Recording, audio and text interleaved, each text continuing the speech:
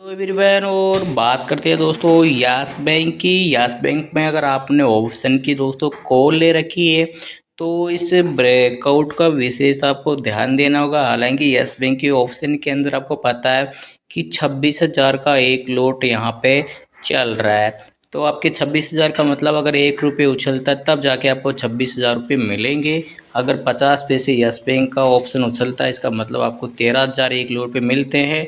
और अगर मान लीजिए 25 पैसे भी अगर वो उछलता है तो आप यहाँ पे खुद अनुमान लगा सकते हैं कि 6,500 रुपये आपको आसानी से मिल रहे हैं। सिर्फ 25 पैसे के अंदर ही 6,500 रुपये आसानी से आपको मिल रहे हैं। यानी कि आप एक लोट तो लेने जब भी ऑप्शन ट्रेडिंग कर लिए तो एक लोट तो लेना ही होगा।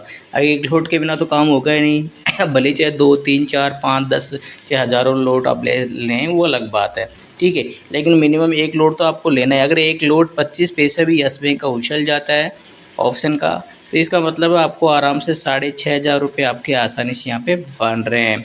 तो अगर आपने ऑप्शन ले रखा है तो इस ब्रेकआउट का विशेष आपको ध्यान देना होगा। यस बैंक के अगर आपने 20 रुपये का ऑप्शन ले रखा है, ठीक है, 20 का आपने कॉल ले रखा है और यहाँ पे आपको कल यानी कि 20 रुपये और यहाँ पे 25 पैसे का ब्रेकआउट, ये ब्रेकआउट अगर होता है 20 रुपये 25 पैसे का ब्रेकआउट अगर दोस्तों ये होता है तो इसमें ट्रिपल टॉप, ये टॉप है ना, ये ट्रिपल इस प्रकार के टॉप बनता हुआ एक डब्ल्यू पैटर्न यहाँ पे बनता हुआ दिखाई दे सकता है। तो यस बैंक आपको 20 रुपये और 70 पैसे के आसपास जाता हुआ दिखाई दे सकता है। इसका मतलब यहाँ पे 50 पैसे की यस बैंक में तेज़ी है तो ऑप्शन में 25 पैसे की तेज़ी यहाँ पे आ सकती है। क्योंकि 20 का आपका जो कि इन द मनी है तो वो 25 पैसे यहाँ पे आपको कवर कर सकता है। इसका मतलब एक लोट में आपके 6,500 रुपये यहाँ पे बन सकते हैं।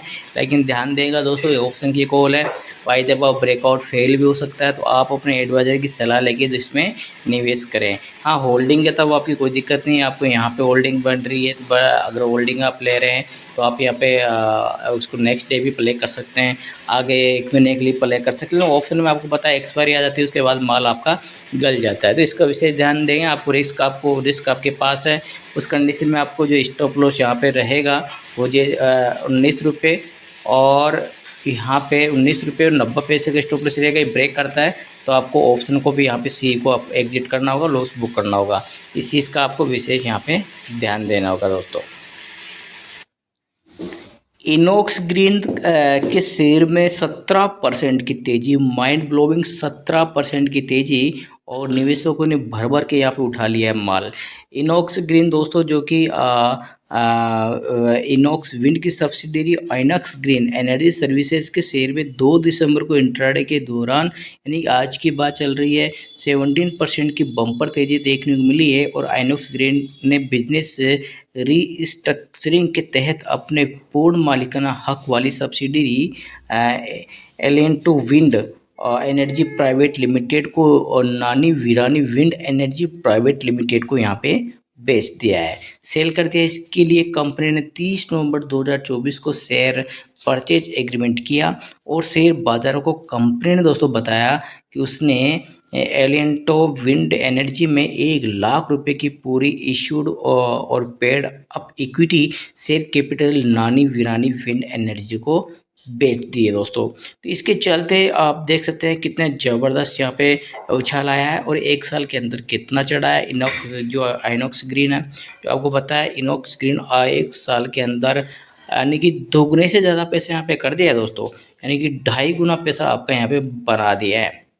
तो आपको यहाँ पे एफआई के डाटा के जो स्टॉक फ्यूचर्स के बारे में यानी कि 4,000 करोड़ की खरीदारी के बारे में बताया था और मार्केट का जो सेंटीमेंट है वो बताया था यानी कि डाउन सेंटीमेंट है। लेकिन ये 4,000 जो इन्होंने स्टॉक फ्यूचर्स को लॉन्च किया है इसका मतलब ये गिरते हुए बाजार को सपोर्ट कर सकते हैं। सुना आपने, ये दोस्तों आपको ऑलरेडी कल की वीडियो में ही बताया आपको मैंने एफआई डाटा एनालिसिस वीडियो में आप जाके देख सकते हैं कि ये गिरती हुई मार्केट के ऊपर से गिरेगा लेकिन वहाँ से भी सपोर्ट करके रिकवरी करवा सकते हैं क्योंकि इन्होंने स्टॉक फ्यूचर्स को लॉन्ग कर रखा है।